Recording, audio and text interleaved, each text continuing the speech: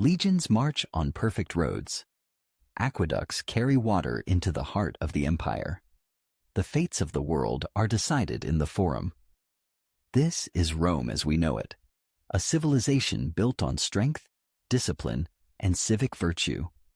Its ideal, the grim warrior, the strict father, the responsible politician. But behind this marble facade hid a major economic paradox. The most expensive commodity in this empire of strength was woven from vulnerability. It wasn't a warhorse or a gladiator's sword. It was the puer delicatus, the delicate boy slave. The price of one such youth, educated and beautiful, could reach 700,000 sesterces. That was a legionary's salary for more than 750 years. Why, in a culture obsessed with masculinity, was the most desired object the fragility of an enslaved human?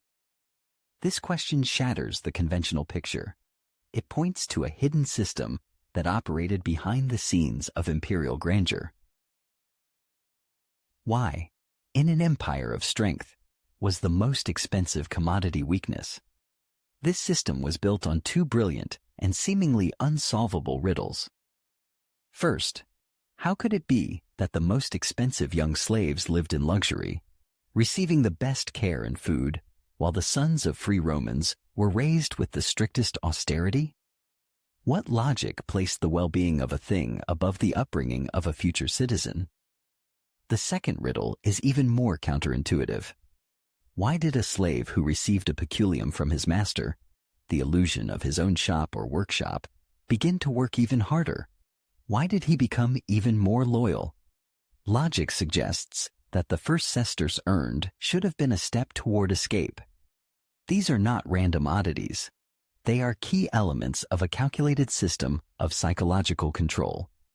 In 3 minutes, we will uncover the first, most basic mechanism of this system, and by the 7th minute, you will have a complete answer to the first of these riddles. By the end of this video, you will gain an arsenal. This is not just a collection of facts. These are 7 functional mechanisms that the Romans used to turn a human being into the most expensive commodity in history. We will dissect everything: legal loopholes, economic levers, psychological traps, and social manipulations. This is an interconnected operating system of total control. Once you have these keys, you will change your view not only of ancient Rome. You will begin to see traces of similar mechanisms in any hierarchical system built on exploitation.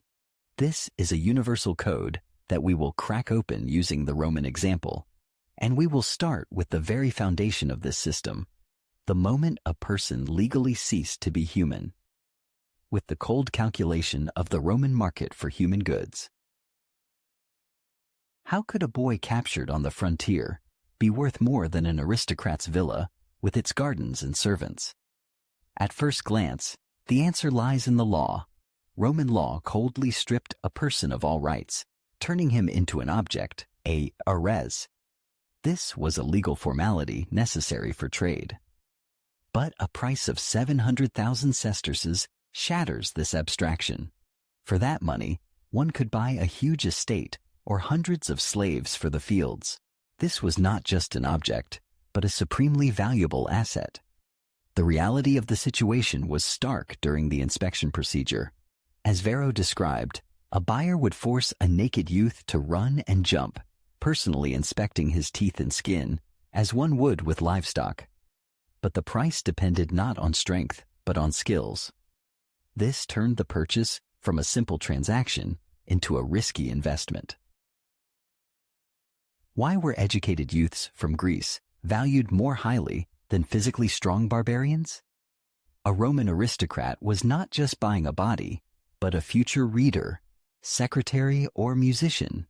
He was investing in his future comfort. However, this investment was like buying a priceless glass vase. The owner lived in constant fear that the slightest crack, illness, or escape would instantly turn his treasure into worthless shards. This fear of loss compelled the use of brutal control measures. The cynicism of the system is revealed in the satires of Petronius. The character Trimalchio boasts of his slaves as luxury items and is terrified of losing them. He perceived them not as people, but as valuable assets. The system did not wait for talents to develop on their own. It created an assembly line for their production, and it began with children. What drove the Romans to create a separate market for children? On the surface, it was just another source of human goods. Children were kidnapped, abandoned at birth, or sold by destitute parents. But here is what the sources hide. Rome turned this into an entire industry.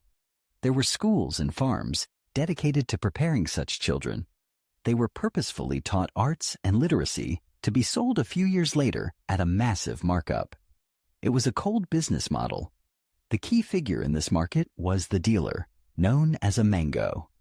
According to contemporary accounts, mangones used cosmetics and dyes to hide scars and illnesses on child slaves, artificially inflating their price.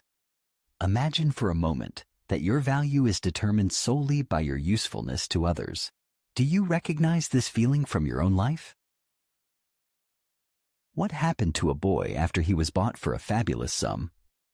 As expected, he entered the master's house, where his new life as a servant began. This version seems logical. The picture changes when we learn that he was destined not for the life of a servant, but for the fate of a golden toy, which was psychologically even more terrifying. He was not forced to work in the conventional sense. On the contrary, he was surrounded by luxury, but this luxury had a specific purpose. He was to be transformed into a pure delicatus, a living investment in pleasure with a strict expiration date. How this golden cage system worked in the next section. This luxury was not kindness, but a cold economic strategy. Here is the answer to the first riddle. The slave was fed exquisite dishes and anointed with oils because his body was the master's capital. Beauty, health, smooth skin, these were the market characteristics of an asset that had to be protected. Any scratch from playing or illness from a draft would instantly lower his value and provoke the owner's wrath. A special diet and regular baths served not his well-being, but the preservation of his marketable condition. The process resembled the fattening of a prize animal before a fair. Every dish served a single purpose, to increase the asset's value. But this control over the body was merely preparation for complete control over his will. The illusion of intimacy was the most destructive weapon. The youth might dine at the same table as his master, sleep in his chambers, and receive expensive gifts. From the outside, it looked like fatherly care. The real price of this intimacy was a total lack of personal space and systematic sexual abuse, legitimized by social norms. Beauty and youth were not a gift, but a cage leading to the destruction of one's identity. The system's cynicism is evident in the satires of Martial, where the poet caustically mocks aging patricians desperately clinging to their maturing favorites. Society saw this not as a tragedy, but as a reason for jokes. This golden age was short, typically lasting from age 12 to 18. This golden cage had an expiration date, and its passing meant a death sentence. What made a master get rid of a favorite in whom so much had been invested? Economics. After the age of 18, with the appearance of the first stubble, the youth's market value plummeted. The fetishization of youth made him an expired product. Reaching adulthood was a death sentence for his current life. He faced the mines, a gladiatorial school, or being sold for a pittance for the filthiest jobs. The master's decision to sell his grown-up slave was not a betrayal, but a cold business decision, writing off a depreciated asset. Being sold to a gladiatorial school was almost a death sentence. About 30% of novice gladiators died in their very first fight. But there was a category of slaves whose fate was even more twisted. Not all slaves were outsiders bought at the market. What about those who were born and raised right in the master's house? Such slaves were called vernae, and they held a special position. They knew no other home, no other father than their master, which made them predictable and loyal. At first glance, their position seemed more secure. They were part of the family, albeit on the lowest rung. In reality, it was a double curse. It deprived a person of their most important weapon, the memory of freedom and the dream of another life. Their loyalty was the result of the most brutal psychological operation, the complete erasure of the idea of freedom from birth. How this worked in the next section. The paradox of the verna's value breaks market logic. Why was a slave born in the house considered more reliable but often cost less than an imported specialist? His loyalty was not a virtue, but the result of a complete lack of choice. A verna had no memories of freedom, no culture, no family outside the villa. His devotion was the devotion of a hostage. For him, slavery was like the air he breathed from birth. He could not imagine life without it. This bond became monstrously perverted when the master was also his biological father. This created an unsolvable psychological trap where the master was simultaneously father, God, and jailer. But this illusion of a family relationship was the most fragile thing in a Roman household. On the surface, it could all look like an idyll. Vernae played with the master's children, grew up with them, and sometimes even received a shared education. They were called by affectionate names like fosterlings, creating a complete illusion of kinship. It would seem the best possible fate for a slave. But this illusion was deadly. For the slightest offense, or simply out of the master's need, this status as a near family member could be revoked.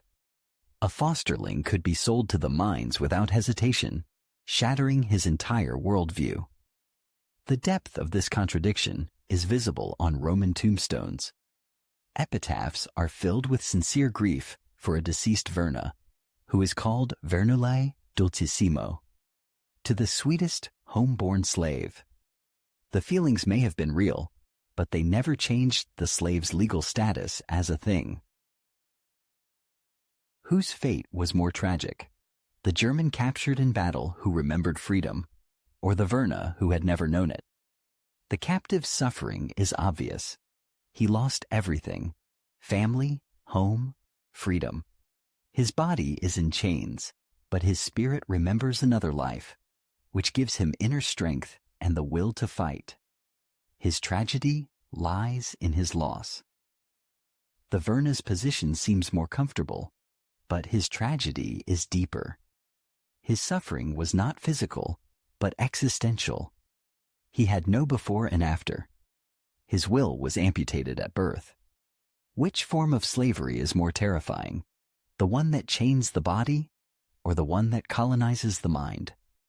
The system struck differently, but with equal effectiveness. And for those who wanted to break free, it had prepared a special trap. How could a slave even get a chance at a better life? Was there any loophole at all? The Roman system was too smart to rely solely on the whip. It understood that a person needs hope, so it cunningly created its illusion, a powerful incentive for obedience and hard work. Instead of completely depriving slaves of everything, it gave them the right to own property.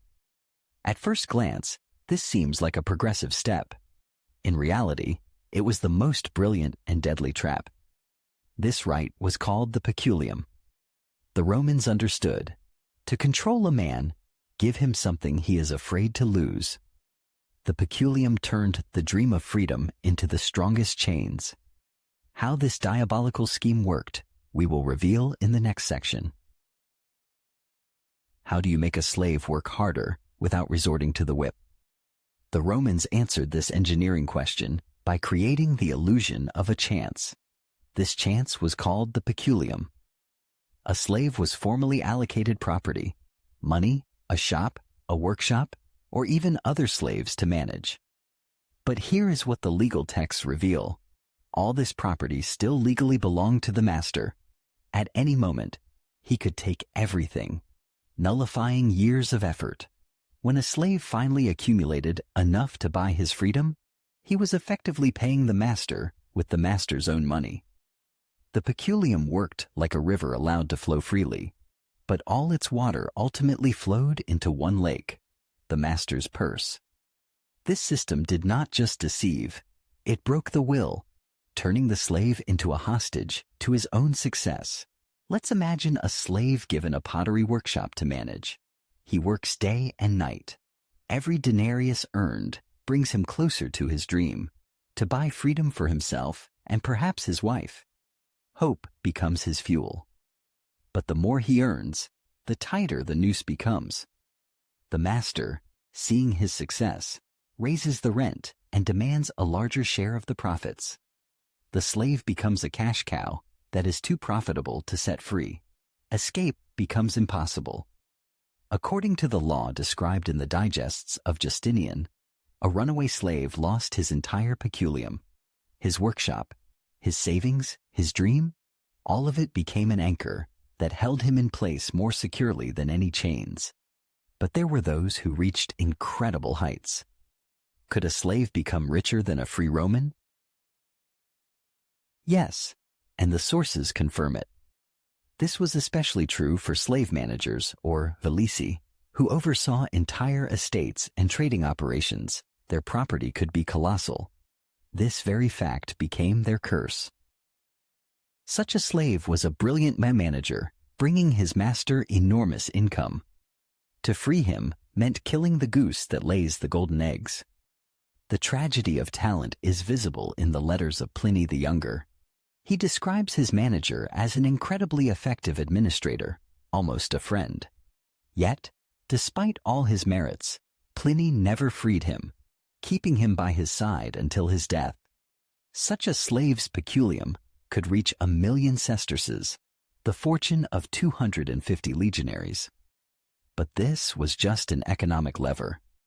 There were other, more subtle chains that the Romans placed directly on the soul. So, the peculium was a brilliant economic tool of control. But what if a slave wasn't so ambitious? What other invisible chains kept millions in submission? The fear of physical punishment, of course, was fundamental. The image of the whip and the cross always loomed in the background, but relying on fear alone was inefficient. Far more effective were the psychological chains that slaves, often unconsciously, put on themselves. That is why the next chapter of our investigation will expose the arsenal of psychological abuse. We will see how the Romans used not only fear, but also duty, affection, and even hope to create total mental control. The next section will reveal the darkest corners of Roman psychology of control. You will learn about the invisible chains that broke a person's will from within. How did one patrician control hundreds of slaves on a villa without a legion of soldiers? The system was held not by overseers, but by institutionalized betrayal. Masters created a complex hierarchy, a managing slave, privileged servants, and field workers. This generated internal competition, forcing slaves to fight for the master's favor rather than against him. But this hierarchy was a machine for producing betrayal. The system encouraged snitching. As Cato writes, a slave who informed on a comrade received better food or an easier job. This turned the community into a field of total paranoia. The master achieved control by turning every slave into his agent.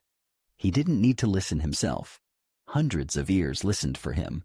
This psychological terror was possible because the law was the slave's greatest enemy, not his protector.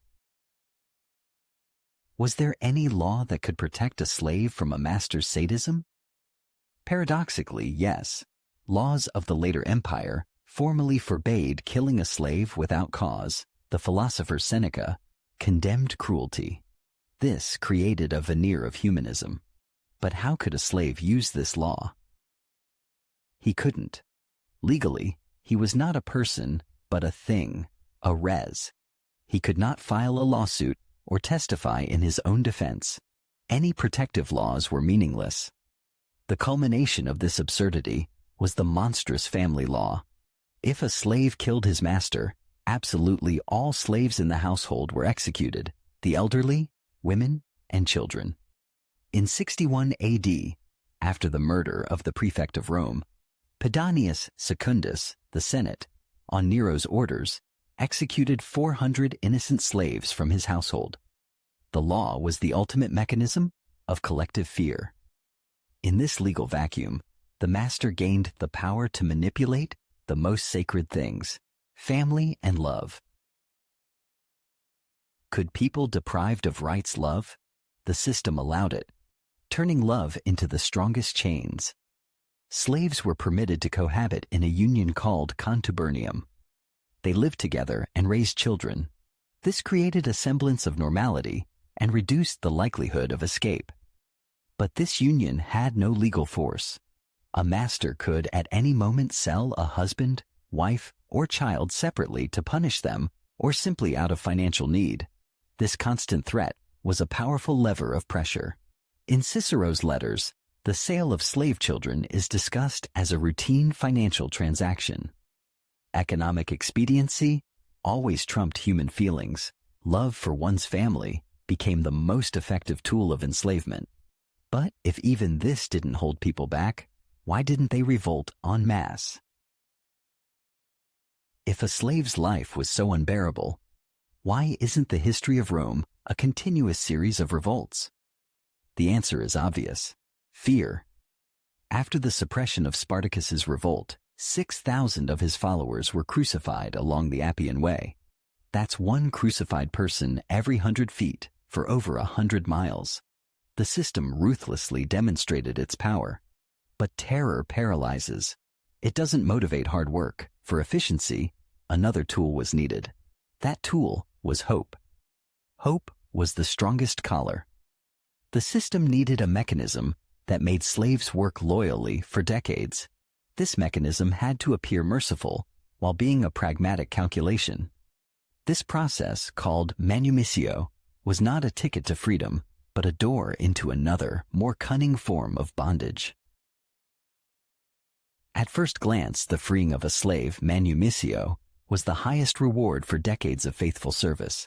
This was the sixth mechanism in the arsenal, the promise of freedom as a powerful incentive. A slave hoping for manumission was loyal and hardworking, but the reality was more cynical. They most often freed old or sick slaves. Cato the Elder explicitly advised selling worn-out livestock and old slaves. The master was simply getting rid of the need to feed an unproductive asset, shifting the expense to society. Manumissio was a way of writing off equipment. The freed slave, a libertinus, did not become a free citizen. He became a client of his former master, his patronus, and was obligated to provide him with services and pay a share of his income. Freedom was merely a change in the type of dependency. How much did this ticket to nowhere cost? No less than the market value of the slave himself, and often more. A slave would save his peculium for decades to buy his own freedom. It looked like a fair deal, but the market value was determined by the master himself, who could inflate it at any moment. Upon being freed, the slave was required to pay a 5% tax to the state for no longer being considered property. He was buying himself with money he had earned for his master, which legally still belonged to his master. It was a grand swindle. Even after all this, a libertinus received limited civil rights. He could not serve in the legions or hold high office. This social stigma was passed on to his children, but there were those who broke through to the top. History knows examples of incredibly wealthy freedmen. They built luxurious villas and owned hundreds of their own slaves. It seemed they had broken the system, but reality hit hard every morning. This wealthy man was still obligated to attend the morning reception, the salutatio of his former master, who might now be an impoverished aristocrat. He had to provide financial support and show loyalty. His success indirectly belonged to his patron. The most vivid image of this duality is the character Trimalchio from Petronius's Satyricon. He vulgarly flaunts his wealth, but is obsessed with his slave past and orders his tombstone to read that he started from nothing. His wealth did not free him. It only highlighted the chasm between his status and his origin. We have examined the economics, laws, and psychology of the system, but everything we know comes from sources written by their masters. Their stories were deliberately erased. They were things, res, which cannot have a biography. There is no place for them in the official history of Rome. It seems their fates are lost forever. But that is not so. The picture changes when we stop reading and start digging. They left traces, quiet, material, almost invisible evidence of their existence. It is time to move from the deceitful words of masters to the truthful stones of the slaves. In the culmination of our investigation, we will turn to epitaphs, skeletons, and artifacts to hear voices from the dust, and what they will tell us will be more terrifying than any written testimony. Where are the millions of slaves buried on whose backs Rome stood? In the vast necropolises, we find almost none of their graves. The system that exploited them in life erased them in death. Archaeology uncovers common pits, peculium, on the outskirts of Rome. On the Esquiline Hill, over 24,000 bodies were thrown into such pits, some 30 feet deep, over 100 years. Slaves, the poor, animals, like trash. After death, a slave ceased to be even an asset. He became a disposal problem. But sometimes we find rare tombstones. It seems here is the proof of humanity. But the text on the stone turns out to be the final brand. The epitaph reads, "To Marcia Aurelia Sabina, the incomparable wet nurse." Even in eternity, her identity is defined by her function, and these screams, frozen in bone, tell two completely different stories of horror. What can a skeleton tell us about a life after 2,000 years? Everything. Bones are a diary written in the language of trauma. Analysis of remains from mass graves shows a predictable picture. Compression fractures of the spine, arthritis in young joints, signs of chronic malnutrition. The average life expectancy in the quarries barely reached 25 years. This is the story of bodies used like a hammer that strikes stone until it shatters. But skeletons from wealthy villas tell of a different death. Good nutrition, no signs of labor. And yet, diseases from a sedentary life and specific duties. This body was like a porcelain cup, polished so often that it thins and crumbles to dust. Strontium isotope analysis of tooth enamel provides the final proof. It shows that a youth buried in Rome grew up in Egypt. In one skeleton lies an entire tragedy: abduction, a journey in chains, and death in a foreign land. This process of annihilation began on the first day with the taking of one's name. How do you turn a person into a thing? Erase everything that made him human. He was given a new servile name, often humiliating or geographical: Afer, the African; Cyrus, the Syrian. This was the first act of psychological violence, cutting a person off from his kin. He was forbidden to speak his native language, forced to worship foreign gods. It was cultural murder on an individual scale. The system uprooted a person like a mature tree, chopping off all the roots, and planted the bare trunk in foreign soil. That is why tiny finds, evidence of quiet resistance, are so important. Graffiti in a native language in a dark corner. A small amulet of a native god hidden under a tunic. These were not just things. They were acts of war for their own souls. We have assembled all 7 mechanisms. It is time to put them into a single picture. Our investigation is coming to an end. We have assembled the 7 mechanisms of this merciless system. We started with economics. moved through psychology and law, and ended with the silent testimony from the dust. We saw how a person became a commodity, how his body was turned into an investment in a golden cage, and how the hope for freedom through peculium and manumission became the strongest chain. We understood how the system used fear, betrayal, and love. Now it is time to assemble all the pieces of this puzzle. We must see the entire machine to answer the main question. Why did an empire that celebrated strength so value what seemed to be weakness? In 30 seconds, you will receive a comprehensive answer that will forever change how you view the history of great empires. To understand this machine, you need to see it in motion as a single conveyor belt. Its intake valve was the market, which sucked millions of lives into the empire, legally turning people into things. Here, a person lost their past and was given a price. Its exhaust valve was manumission. After working for the system his entire life, a person reached an age where his upkeep became unprofitable. And then the system graciously freed him, shifting the burden of caring for an old man onto himself. Historians estimate that in the 1st century AD, 30 to 40% of Italy's population consisted of slaves. That is 2 to 3 million people. An entire nation whose life cycle was engineered for the master's maximum profit. But this conveyor belt ran not on strength, but on a much more subtle substance, managed hope. Physical violence is a crude and inefficient tool. The Romans understood this. That is why the engine of their system was not fear, but hope. The peculium, by giving a slave the illusion of property, gave him something to lose. This transformed him from a rebel into an accumulator who himself had an interest in stability. Permission for a family, the hierarchy, the encouragement of snitching, all of it ran on the same fuel of hope. Hope for a better position, for the master's favor, for the safety of loved ones.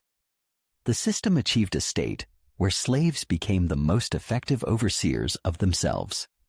They were not guarding the master, but their own fragile dream. Hope was not a light at the end of the tunnel. It was a candle given to a slave in a vast, dark labyrinth. It allowed him to see only the next step, forcing him to wander the corridors built by the master, instead of breaking down the walls. Now we are ready to return to the main question with which we began. At the very beginning, we asked, why, in an empire that celebrated strength, was the most expensive commodity the vulnerability of an enslaved youth? Now we have the answer. It was not about a love of weakness, it was about a love of control. The boy slave was the ideal asset. He was valuable enough to invest in, turning his body into a luxury item. He was completely powerless, which allowed anything to be done to him. He could be controlled through psychological mechanisms, using his youth and dependence. The illusion of accumulation and the hope for freedom made him obedient for decades. Finally, his origin as a verna, or from distant lands, guaranteed a lack of support. The Roman elite valued not weakness, but controllability. 5 qualities made him the ideal commodity: high value, complete powerlessness, psychological vulnerability, managed hope, and social isolation. This system seems like a distant past. But have the mechanisms of exploitation, based on the manipulation of hope, really changed that much? We have come a long way and seen the Roman system from the inside. We saw physical violence, whips, shackles, grueling labor, and early death. And we saw psychological violence, false hope, erased identity, destroyed families, betrayal that became the norm. Now, the main question for you: what, in your opinion, was more terrifying in this system? What does more damage to the human soul? Physical cruelty, open violence, pain, hunger, chains, or psychological manipulation, the illusion of freedom, managed hope, turning love into a weapon, and the erasure of identity? Write just one word in the comments below this video: cruelty or manipulation. Your opinion is important to us. This choice will help us all better understand the nature of power and exploitation, which, unfortunately, did not remain in ancient Rome. Thank you for joining us on this investigation.